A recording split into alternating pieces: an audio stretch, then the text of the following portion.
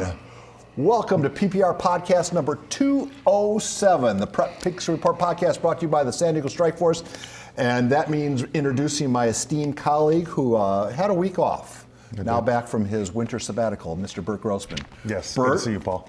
I thought, when I heard about this guest, and I thought, okay, it's coming after the Sunday night game. This is going to be the most joyous conversation of my You should have known better. Professional career. Well, you know what? Then as reality slowly sunk in, I thought, well, perhaps this guest, who I'm a big fan of, cheer you up, can lift me out of my doldrums.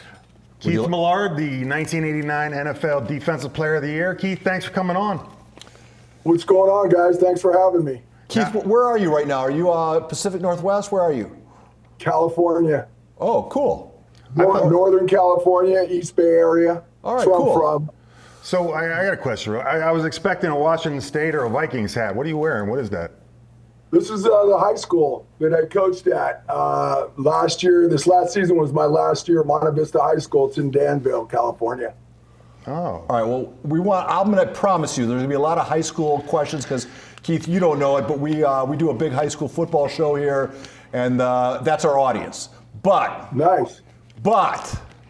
get it out of the way. Go ahead. I was in swaddling clothes at Metropolitan Stadium back in '60 whatever when Fran Tarkenton threw his first touchdown pass. I'm a diehard Vikings fan, and once again, just when this team gets you, the franchise gets you believing, oh my God, this is going to be a miracle, and boy, talk about getting hit with the wet towel of reality. What happened last night at Ford Field? Well, I mean, you saw the game. Couldn't score in the red zone. I think they're 0 for, 5, 6 maybe? I don't know what it was. They just couldn't get it going offensively, if you ask me. The defense played really well. They ended up wearing down. They blitzed a lot, played a lot of zero coverage, and they paid for it. Because Jared Goff saw it coming and was able to complete all his passes based on it. I mean, you saw the touchdowns that Detroit scored. I mean, these guys were wide open, unscathed to the end zone. So blown coverages, blitzing too much. I don't know what it was, but the offense certainly didn't help Minnesota last night. And for all that red zone issues, can I just talk football? You can talk as long as you want. I'll tell you what. The teams that win in the league can run the ball when people know you're going to run. They can still run the ball even though the ability to run in must-run situations is not every team. The Vikings can't do it. I mean, they get one-dimensional because people know that that interior they can't get the push. And if you can't run in those hard grind-out yardage situations, man, you get disasters like you got last night.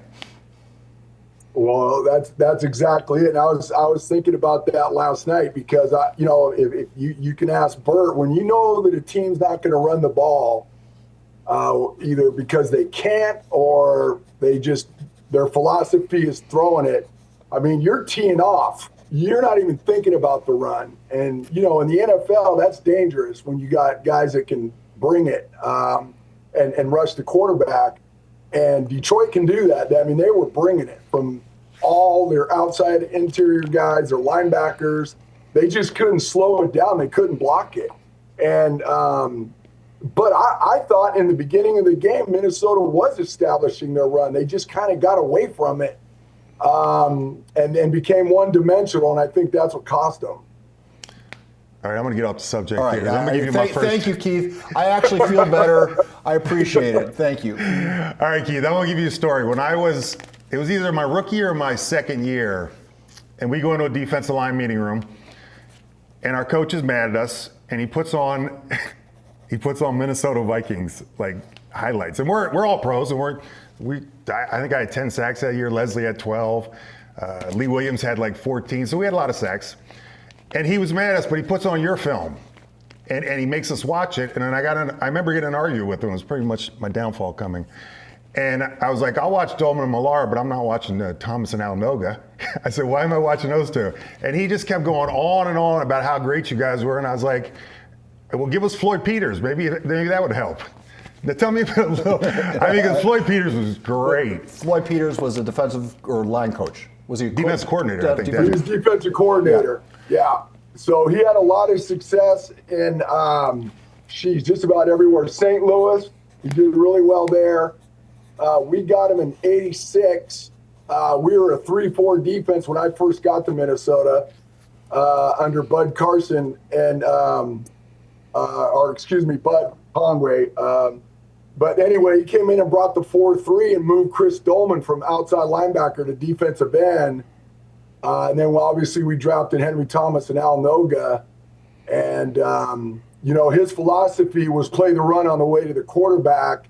But there's certain techniques involved with doing that so you could still stop the run. And we were really good at it. It fit us very well, and we liked playing in it, and we did okay in it. Yeah, you guys were, because back then, I mean, you remember back then, training camp 6 weeks, you're lined up, head up on everybody, you hit 4 times a day. But I was watching, you guys were like the first ones that I remember you'd line up in different, everything was to get up the field. Where back then it was everything, no, play the run first and wait for the pass, stay lateral. But you guys were just like the first team, and everybody does it now. Just everything's upfield, twisting, just to keep the offensive line, on balance. Where before it was just line up in front of you and wrestle with the guy in front of you. And if it's a pass, try to push the guy in front of you back. Is that accurate? Right, yeah. So that was it. I mean, everything was predicated on getting off the ball as fast as you can, and we worked hard at that, studied a lot of film, got a lot of tendencies so we could do that. I mean, it was a huge part of our game, and our success is finding ways to get off, beat offensive linemen off the ball and continue to bring pressure down after down. But we also had a thing where if you got a down block or a reach block, we're always told reach block, knock it back. You're already getting off the ball anyway. If you get a down block, you got to step down with it. So you'd have to redirect your feet. They didn't want you going upfield on a down block and then getting trapped. So we still had to spill the trap. We still had to play the trap or the counter.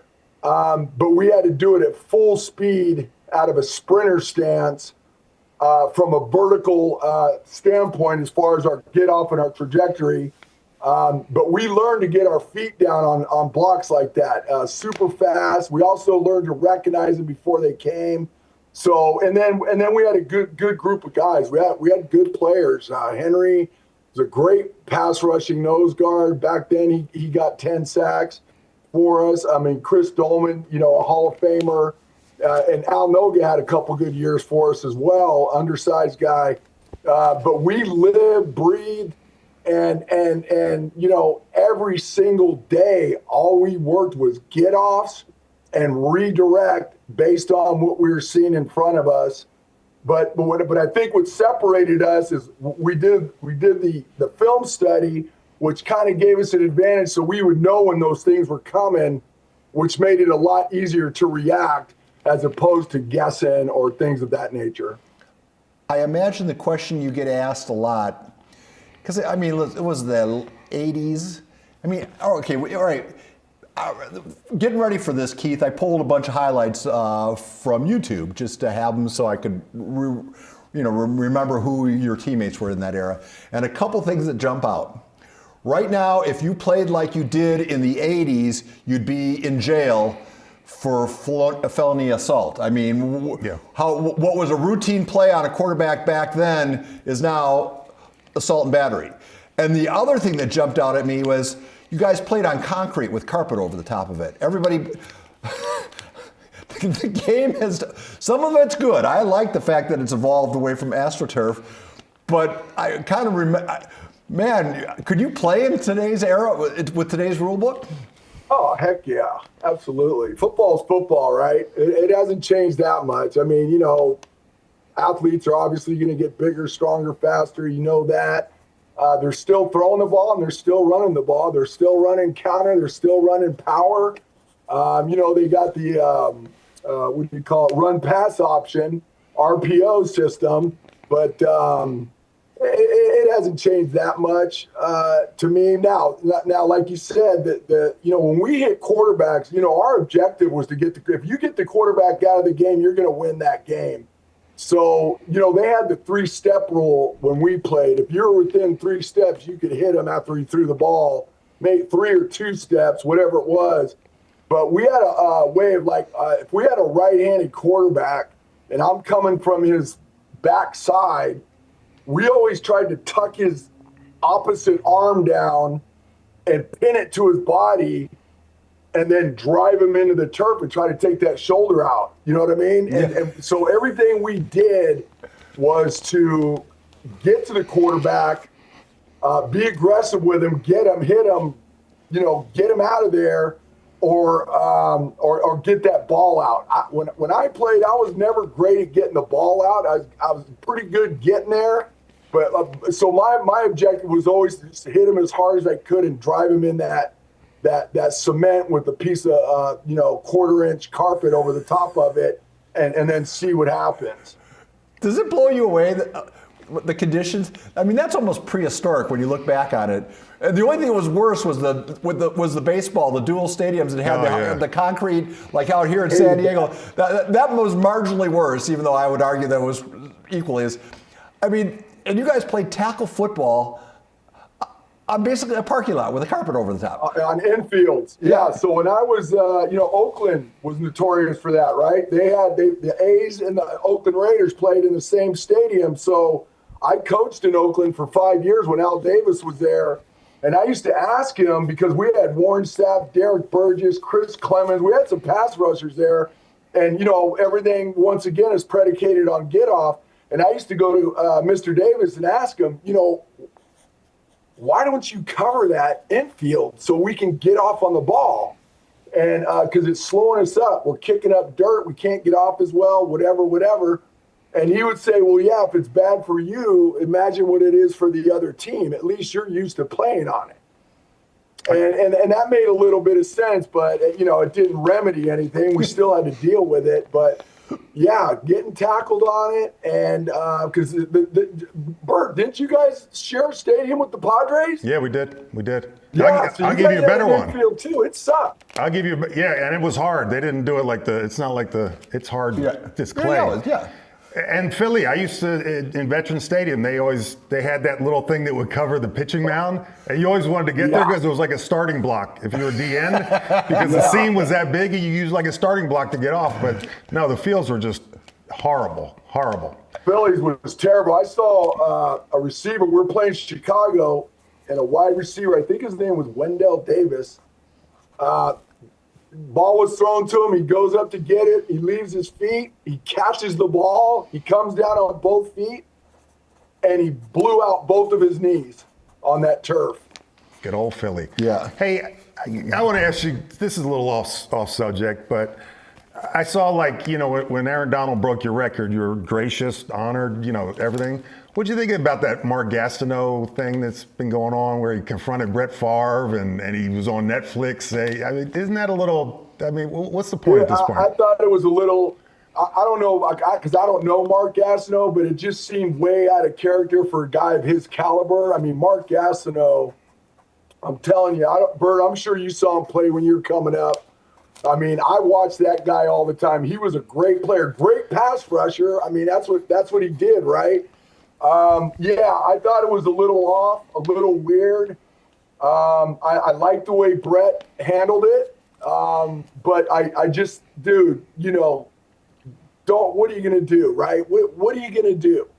It happened. It is what it is. Everybody knows how great you were. Everybody knows the situation. Just let it go, man. Don't make yourself look bad. And to me, that's what it was. I have a lot of respect for Gastineau. I love the way he played. Like I said, I don't know him as a human being, but he was a baller, man. That dude could play. And it's just, you think you have a little bit more, I don't want to say he's classless, but just handled that with a little bit more dignity than he did. For those who don't know, Mark Gastineau is a defensive end who held the rushing record. Or sack record. Excuse me, rushing the passer record, sack record, until Michael Strahan got his 20th sack, and a lot of people accuse Brett Favre of taking a dive, even though if I saw Strahan coming around. At the end of your career? Yeah, at the end. But anyhow, so Gastineau confronted Favre about taking a dive, allegedly taking a dive. It was kind of a weird, awkward moment. It was. And I think Gastineau came out looking like the idiot in that one. But Yeah, it was sad to see it. It really was, because I mean, this guy has done a lot in the NFL. I mean, the guy, in my opinion, should be in the Hall of Fame. I really believe that. If you watched what this guy did, he just destroyed offenses. Getting back to that sack, I mean, I could tell you many times, and Burt, you know this. I mean, that to me, that should have counted as a run play anyway. I mean, it was a naked boot. He just took off. But at the same time, Strahan read it and was waiting on him. Most quarterbacks would have went down in that situation. It didn't look to me even then that he did it just to give Strahan that sack. It looked like he was just saving his butt from getting whacked because Strahan read it. But it also looked like a run play to me more than a pass. Which, I mean, I've been involved in plays like that, and they didn't count it.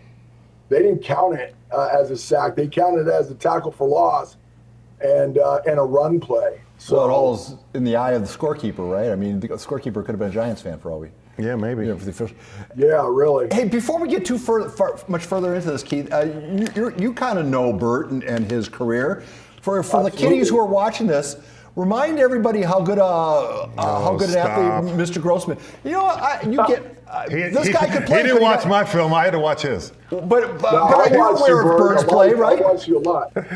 Tell me about Burt as an athlete. The Chargers, yeah, they had a good D-line. Burt was good. He used to have that elongated sprinter stance, good speed rusher, got after it, played with a lot of passion, a lot of heart, hunger. That's what I liked about him the most. And then, his teammates, I mean, he had Leslie O'Neal, Lee Williams, guys like that. So a very, very good defensive line, one of the better defensive lines in the NFL, if you ask me, in those days for sure. But, yeah, Burt was a player. He's a double-digit guy. He earned his props. He earned his credit, and deserves every bit of it. Absolutely. You guys have something in common, if I may be so bold as to suggest this, that your careers were cut short by injury. Mm-hmm. And I was curious, in today's medical world... back then we were the only two white pass rushers, I believe. It was me, you, and Howie Long. I was on my team. We were the only white pass rushers. Or can I get back to my question? Thanks for... I was proud of that. All right, fair enough. But let me get to my question. In today's medical world, would the injuries that you guys suffered, would the treatment would have been better that your careers could have continued, or were those injuries so severe that there was, even Jesus could not have put you back together again? Mine was a neck, so I'm not sure. Keith's without a doubt now. That's not back then it was a career killer. Now it's just because you blew out a knee. Yeah. Yeah, so I blew out my knee in the fourth game of the 1990 season. Against Tampa, I got a cut block and jumped over it on that same turf in the Metrodome, and my foot got caught in it, and I blew out my ACL, my MCL, and part of the cartilage, and then they did the surgery, obviously, and it didn't take. It took about 6 or 7 months later to figure out that it didn't take. The surgery didn't work. It was never really stable. It was always swollen. It just really never felt right. And so they had to do the surgery again. And the second time I had Richard Stedman do it in Colorado. He's the Olympic ski team doctor. Very good, very qualified a doctor. And he did it. But by the time I came back, I mean, we're talking, I came back in 92. I missed all of 91, most of 90. Came back in 92. Had to get it's like starting all over trying to get my game right based on my injuries and everything else. So 92 was kind of a flop year. Played on 2 different teams. Very frustrating year. And then ended up in Green Bay. I got traded to Seattle, played 2 or 3 games there, wasn't right yet. They cut me, went to Green Bay immediately, played a couple games there, and then quit. I just didn't feel right. I didn't like football anymore. Ended up quitting, retiring, and then had a long off season to think about it, decided to give it one more try in Philly. Finished the season, played all right, not great, but I was done. I knew in the middle of the season when I was in Philly that I just didn't want it anymore. I was done. And that leads me to what I think is the heart of this interview. Is that here you are, an accomplished collegiate athlete, you're an accomplished athlete all the way through. You're in your 30s. You got a whole life to lead, and your profession is over. And I think that is what we want kids to hear right now, is no matter how good you are, no matter how many stars are next to your name, there's going to be a big chunk of your life to lead post your athletic career. And I was wondering if you could pick it up there. You work with young professional football players, you work with young high school football players. Could you drive home the message of having a plan B, a plan C, a plan D? Because there's a lot of life to lead after you played your last down of football, right? That's right. Football is a short-lived game. There's very few that have long 15, 10, 12-year careers in this league because of the injury factor and things of that nature. So, I had a really good agent, and I had really good teammates, older teammates when I was in Minnesota that always advised that just save your money, make sure you do the right thing with your money. If you haven't got your degree, finish school and learn a trade, whatever that trade is, learn to do something else. And that's exactly what I did. As soon as I got out of football, playing football, probably took a year off and literally started getting back into coaching. And I went back to school to get my degree. And because you can't coach in college without it. You have to have a degree to coach Division I, Division II, Division III football. So I called Washington State, where I went to school, and immediately said, hey, I need to get my degree. I didn't finish. I got drafted. I'm playing in all these all-star games.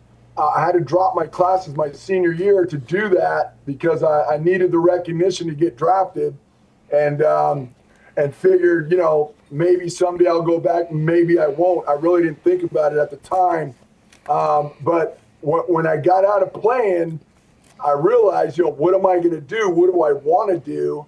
And I felt that finishing school was going to lead me to wherever I wanted to go. I ended up coaching, didn't think I'd be a coach, but I ended up coaching. And because of that reason, I was able to finish school, get my degree. Hey, I'm going to add, because I watch high school kids, a lot of D linemen, and if you give a high school DN one thing to rush the passer, one thing to work on, because I always say the same thing and kids never pick it up, and I want to see if you're the same as mine. What would it be? Find your line and get off. Find your line. You kind of got to explain that, because they're like, what do you mean your line? You got to find your line from point A to point B, right? What's the shortest distance between two spots? Straight line. Find your line and then work on your get off. Find one great move that you love, that you're good at.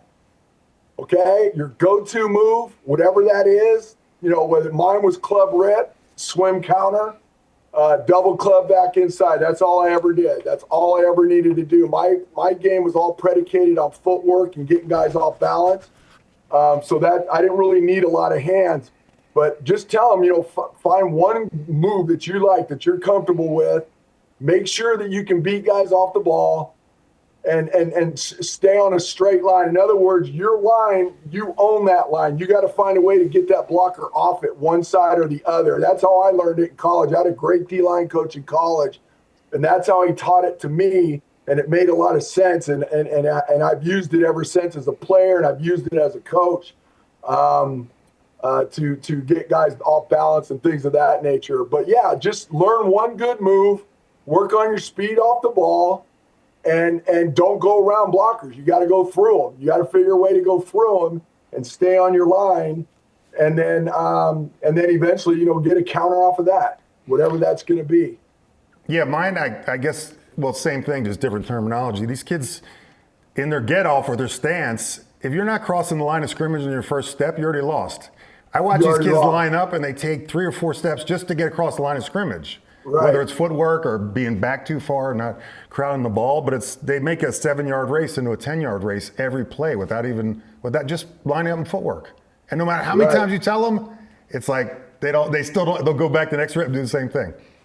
It's crazy. Yeah, I think with youngsters, and I've always believed this, and even when I was coaching in the NFL with the guys that I played with, just watching a lot of film with them, watching themselves, and then making cut-ups of other good rushers that know how to do it and how it works for them, and trying to explain it. Some guys need visuals. Some guys are, board guys on the board. Some guys are, vocal guys. So you just got to find what clicks for each guy and use the tools that are with you. Film was a big tool for me and showing guys what they're doing wrong so they can see it, and when they do it right so they can see it. And I think it's the same thing with youngsters. The thing about youngsters, though, especially in high school, is you don't have all the film that you need except for game film. Nobody can afford to film practice, so it makes it difficult. So everything's on the run teaching, as you go, things of that nature. So you don't get quite as far as you would like with the high school kids unless you're running some camps or spending a lot of individual time with them where you're not distracted with, 7 or 8 other players. Hey, before we let you go, I just have 2 more questions. If you could can we keep it for 4 more minutes, Keith? Of course, absolutely. All right. Most influential coach in your career, and why? What did you learn from them? What are the words of wisdom that still ring in your head in your day-to-day? So Jim Walden, who was my head coach at Washington State, was like a father figure to us, especially to me. I came from a pretty rough background, from a family of 11 kids. My dad was a carpenter. We didn't have a lot. We had to fight for everything. And I always had kind of a chip on my shoulder. And Walden kind of took me under his wing and kind of straightened me out. He always guided me in a fatherly way. He was rough, he was tough, but he's also very loving in that way. So thank God for him to guide me in the correct way to become a man. And then I would say my D-line coach was probably my college defensive line coach, a guy named Del White, was probably the best D-line coach I've ever had. And then he taught me everything I know. When I got in the NFL, my first 2 years in the NFL, I was in double digits. In the USFL, I got 12. My first year in Minnesota, I only started 5 games. I got 11, then 10.5. Then we had the strike year, then 8, and then 18, and then I got hurt. That was all from Del White. He taught me how to play not only defensive line, but he used to say that a good defensive lineman should be able to play any defensive line position on the D-line, from right end, right tackle, left end, even nose, right? And I did play all those positions throughout my pro career and in college. We played in a 3-4 in college, so learning how to 2-gap and things of that nature. So, and then Floyd Peters. When Floyd Peters came to Minnesota, my career took off. That style of defense that he implemented in Minnesota fit me very well. He had the wherewithal to take a top 3 first-round draft pick, Chris Dolman, who was a linebacker at Pitt, and make him into a defensive end with his hand in the dirt, a position he has never played in his life. But Dolman was like 6'5", 6'6", 260 pounds. He ran a 4.5. And Floyd saw the potential of that guy putting his hand in the dirt, and then with Chris, myself, Henry Thomas, and then when we got Al Noga, we became a force to be reckoned with. But I would say Coach Walden, my D-line coach at Washington State, Del White, and Floyd Peters. Was Studwell on that team? Was he playing? Was linebacker Scott? Was he before or after you? Was he during? Scott Studwell? Yeah. No, we played together. My whole career. He was I remember, man. I grew up watching you guys. Hey, I grew up watching Studwell and then ended up playing with him. That which is freaky. How about that? Yeah. It kind of goes against the grain a little bit as far as because he had one of those careers at that position. Hey, listen, we're gonna wrap this up, but let's finish where we started. I'm a diehard Viking fan. Life is hard for me right now. I'm depressed. I know. Give me a reason to believe that something good's still going to happen this season. Lie to me if you have to. Well, okay. Here's a positive. They're still in it. I think the coaching staff's strong enough. I think the player leadership is strong enough where they can go back and look what they did in the Detroit game and fix it. They're going to have to. Who they going to play in the wild card? They go to L.A. on Monday, but here's the kicker. Play the Rams. They got to get themselves out of it. They're going to have to learn from this. The good news is they still have a shot, right? They're getting another chance, right? They should have a bye week. They're not going to get a bye week. So they got a lot of work to do from now until that game to figure out what they did wrong in that game against Detroit, because they're going to end up playing Detroit again if they beat L.A. So they've got to do whatever it takes. They got to. I mean, that game was the debacle. It was just very disappointing to see. It's like they weren't ready to play. I don't know what the deal was. It just didn't look like the team that I saw most of the year. So they got some work to do. I still believe in them. I think they can get this thing turned around. I think their coaching staff's good enough to figure out what they did wrong in the Detroit game and fix it, and then move on and get through this thing. Hey, can I ask one football question? All right, so they got to play the Rams on Monday night, a week from today, and then they have to short turn around if everything goes as a plan. Like Keith was saying, they'll go right back to Detroit because you have because you're traveling and because you have the shorter work week. What do you just go with the exact same game plan? Do you just dust it off what didn't work 2 weeks ago, or how does a team? What do you do? You don't do that. You better figure it out. You can't go in with the same game plan because they tore them up. They knew what their game plan was. They threw the ball too much, and they teed off on them. They manned up. They stopped. I mean, Justin Jefferson didn't do nothing the whole game. Whoever that corner was just locked him down, and they locked them all down. They roughed them up. They played aggressive line of scrimmage play on their receivers.